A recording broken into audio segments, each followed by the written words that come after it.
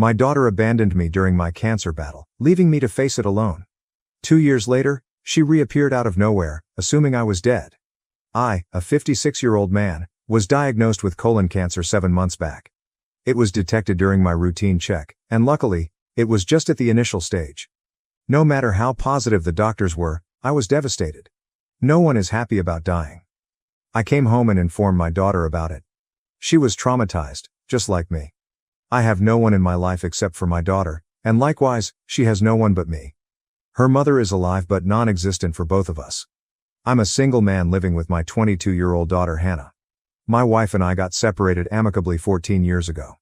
We fell out of love and she moved to Atlanta with her boyfriend. I was left with the custody of my daughter, who was 8 back then. Hannah has been a difficult child. Our separation didn't go down well with her. She became resentful of her mother because she left her. She never spoke to her mother after that. She never took her call. I tried my best to fill that gap and raise her well, but I guess I faltered. When I told Hannah about my cancer, her first reaction was pain and hurt. We cried and hugged and told each other how much we loved each other. We talked about our happy times together, her school's graduation day, our yearly vacations, and hiking. She promised to support me and take care of me. I never thought she would get tired of me and abandon me, but here we are. After 7 months, she packed her bags and left me behind like a pile of garbage. I've been nothing but supportive to her for her whole life, and this is what I get in return. I do understand that it's tough for a young woman to take care of her ailing father.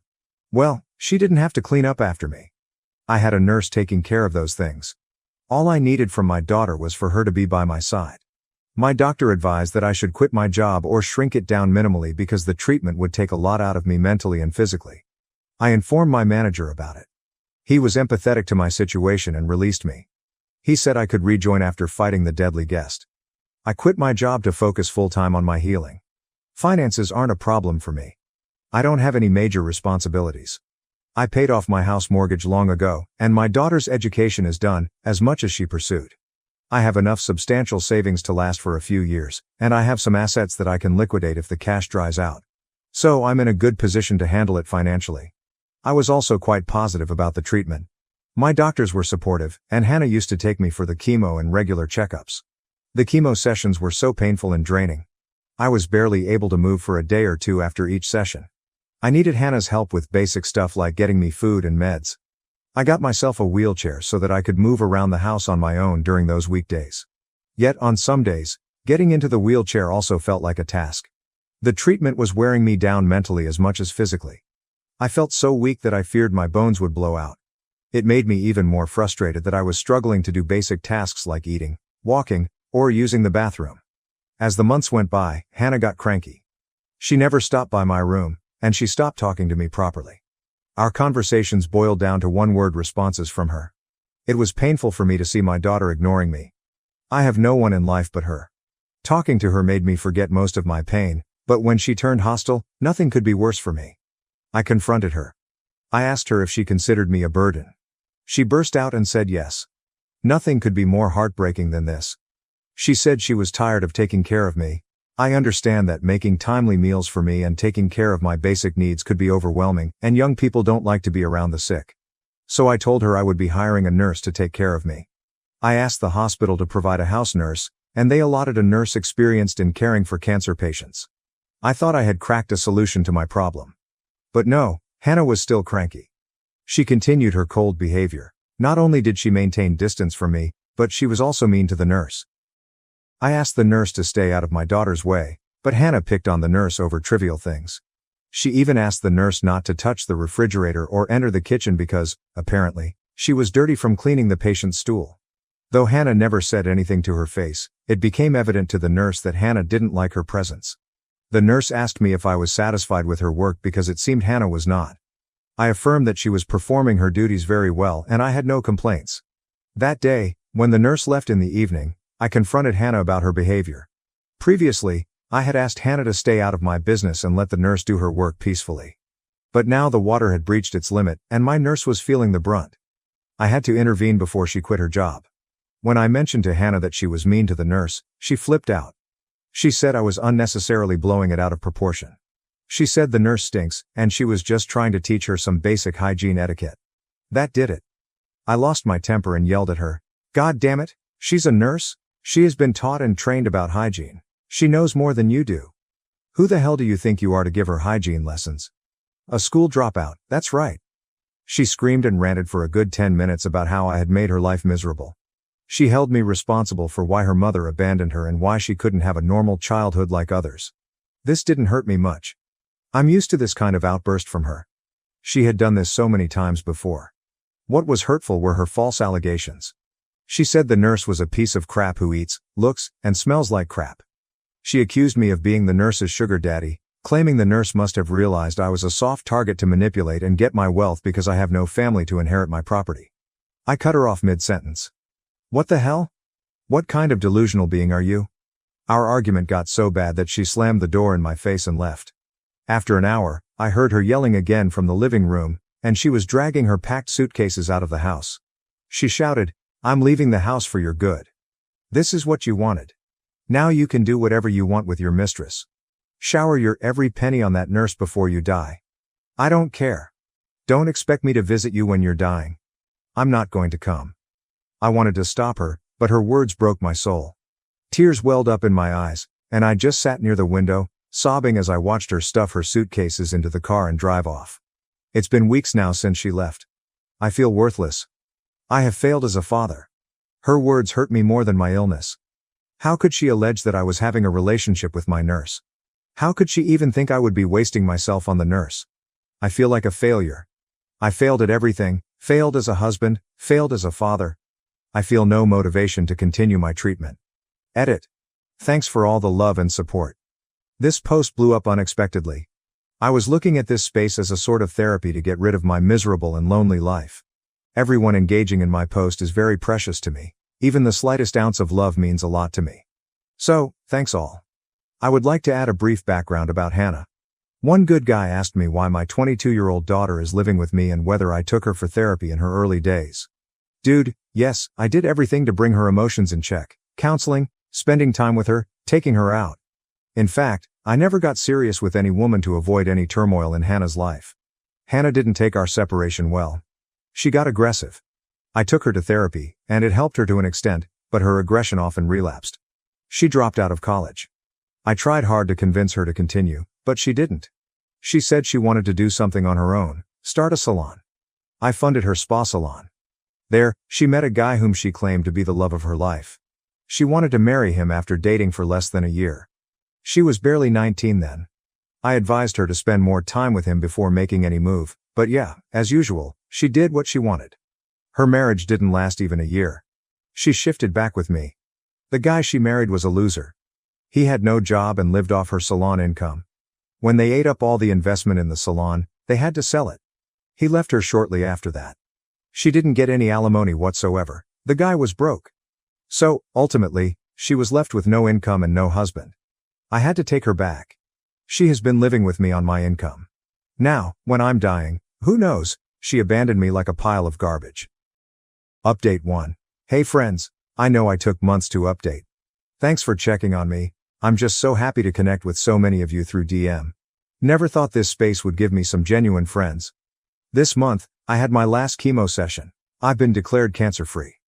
I can't thank the medical facilities enough for the impeccable treatment they provided. After that clash with my daughter, things got so bad that my recovery halted, if not deteriorated. My doctor got concerned and recommended I see a counselor to help me cope with the distress. It helped. It really did. The first session with the counselor was nothing but me bawling my lungs out. It was such a relief to talk to someone after a long time. I even told her that I didn't want to continue my treatment and would rather let myself succumb to the disease. But the counselor helped me cope with my depression and hopelessness. I was even asked to have a full-time nurse because I was living alone and growing weak. In case any emergency occurred at odd hours, I should have someone to take care of me. I offered double pay to my existing caregiver to accommodate me full-time because she knew my medical history and diagnosis, so I didn't want to replace her. Had Hannah been here, she would have picked on me for having the nurse full-time. It disgusts me to think how she accused me of something I could never have thought about. Anyway, I have moved past my daughter. If she can abandon me at my lowest, I shouldn't be thinking about her either. With the support from my doctor, counselor, and nurse, I focused on my healing. My nurse used to take me for chemo, and I realized that more than physically, I was mentally drained. Earlier, When Hannah used to accompany me, she was constantly throwing tantrums at me, which worried me more than the physical exhaustion I was going through. In the process of my treatment, I lost my hair, lost my weight, but I was still positive and determined to overcome it. Guilty of saying this, but I think Hannah moving out proved to be a positive thing for me. With time, I felt the negativity moving out of my life. I couldn't feel more relieved. I was holding on to her until now, making her my sole purpose in life, giving up my happiness for hers. But by moving out, she taught me a lesson, a bitter lesson that I shouldn't have overdone my duties, my love, my care. I shouldn't have let her exploit me and walk all over me. She made me a punching bag, and I just stood there and took it. Not anymore. Ah, such a relief. I'm looking forward to rebuilding my life. Earlier, I thought of going back to work, but now I think I don't need to. I have decent savings to make ends meet. If I see myself running out of money, I'll take up some basic job at a supermarket or something. But right now, I'm focusing on getting my weight back and strengthening my muscles. I started with walks and will soon jog and run after the breathlessness subsides. It's not easy. I still drain out after doing basic chores, but I'm taking it one step at a time. My nurse is still here, but I'll be letting her go once I regain some strength to be able to take care of myself. Update 2. It's been 2 years since I was declared cancer-free. These past 2 years, I've spent doing what I really enjoy. I realized I never enjoyed my life. I worked hard all my life to give a good lifestyle to my daughter. In my time off from work, I spent it all on my daughter to fill her mother's gap. To avoid getting into any serious relationship, I ghosted a lot of women, then went into a guilt trip for avoiding them. I stopped dating altogether. I did all this to protect my daughter. It all seemed futile after she had grown up. I had time for myself, but I didn't utilize it. To be honest, I was still worried that it wouldn't go well with Hannah. She had always lived with me, except for the 10 months of her marriage, and I knew she couldn't stand the presence of another woman in the house. After going cancer-free, I started dating. Initially, it was very awkward. Funny part, I realized the syllabus of the dating game had changed a lot. Gosh, today's women use such lingo and jargon that I had to use Google Dictionary in the middle of conversations. Laugh out loud. After meeting about half a dozen women through this dating app, I found someone with whom I could vibe. No, I didn't have sex with all 6 women, just went out for dinner and coffee with them. This woman, I'll call her Sarah, is in her early 50s. She was cheated on by her husband several times. She gave him many chances to mend his ways for the sake of her daughter, but he didn't.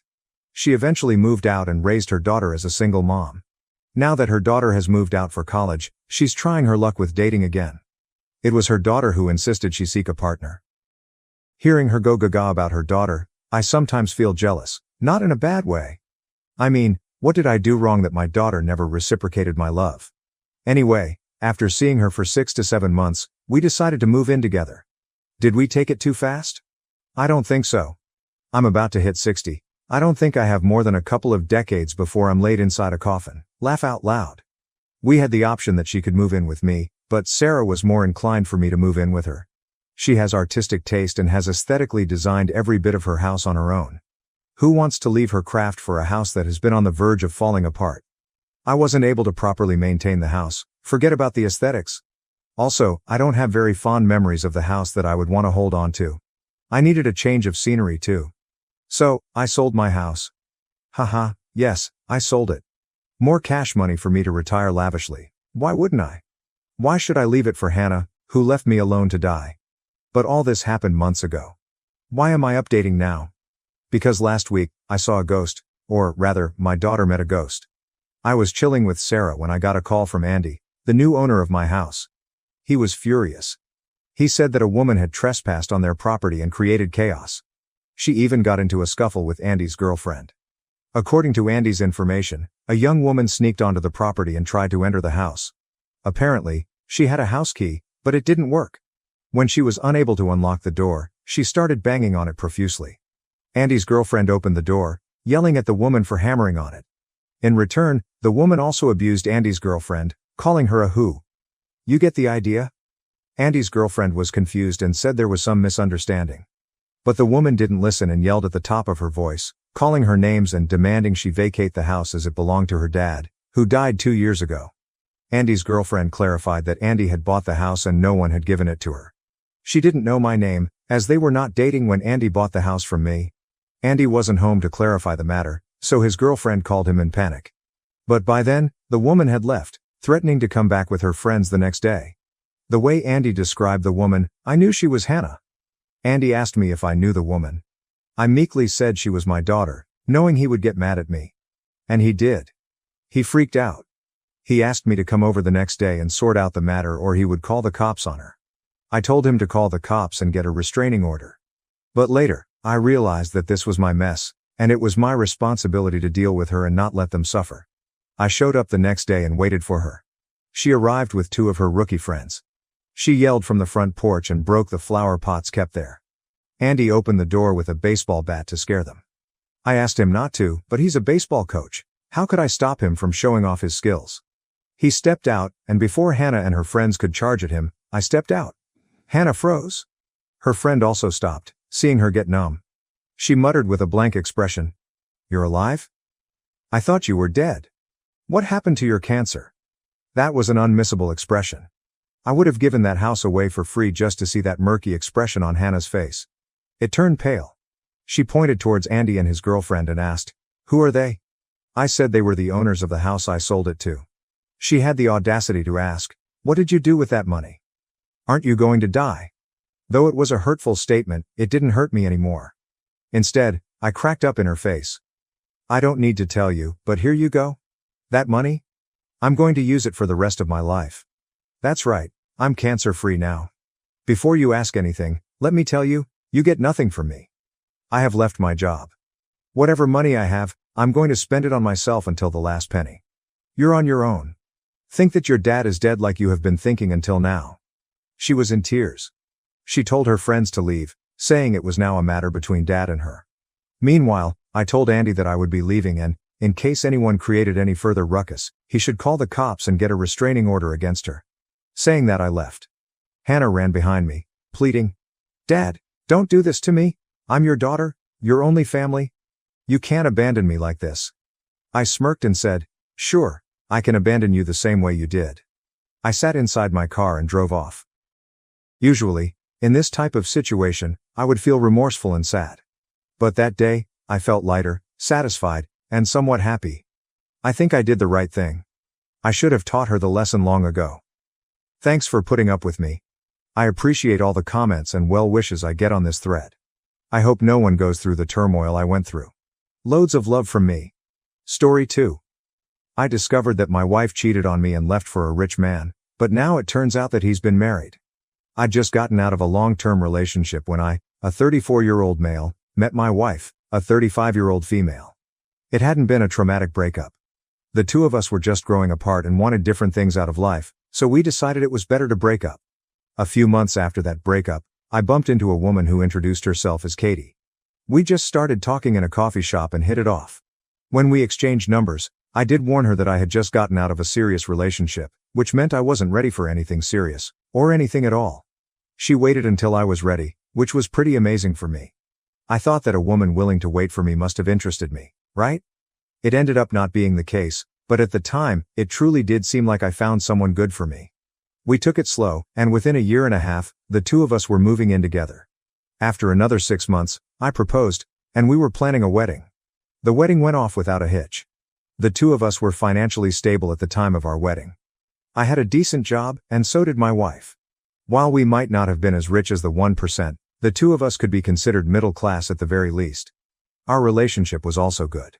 We had our ups and downs, but we truly did seem to be creating a great life together. For the first 3 years, everything seemed great, until my wife started working on a particular project at work that was difficult, or so I thought at the time. She was working long hours and spending a lot of time out of the house.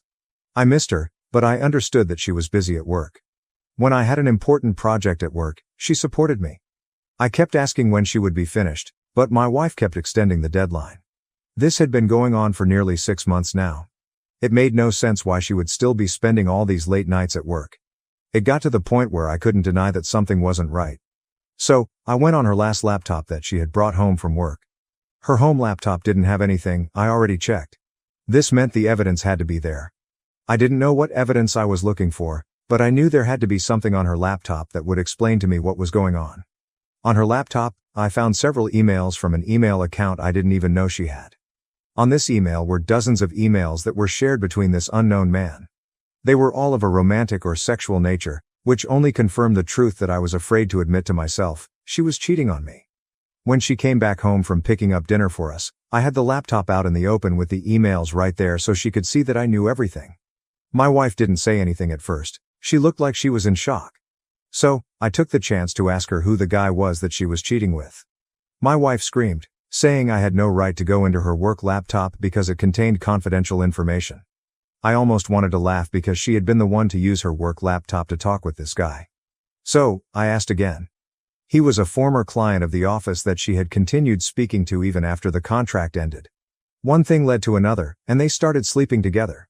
I asked if she had feelings for him. She said yes. My wife said she was going to eventually tell me that she wanted a divorce so she could move on and be with this man. Once I did a little digging, I discovered this man was very rich. When I say rich, I mean filthy, stinking rich. She always loved the finer things in life but seemed like she wanted to work towards them. I couldn't understand the shift in her personality. Maybe it had always been there, and I was so blinded by my love for her that I just wasn't able to see it. Whatever the reason, I knew this marriage was over. My wife fought it for a bit, but I think she was only doing this because she felt like it was what she had to do. The divorce seemed to take a long time to come to fruition, but in reality, it was just a matter of months. She went one way, and I went another. Divorce never was on my radar, yet here I was, newly divorced and alone. My ex-wife already had someone in mind. She posted on social media that she was with a new man, and they were engaged to be married. The truth of it was that her so-called fiancé was already married. He told her he was a widow, but his wife wasn't dead. Rather, she was just in another country taking care of an ailing family member.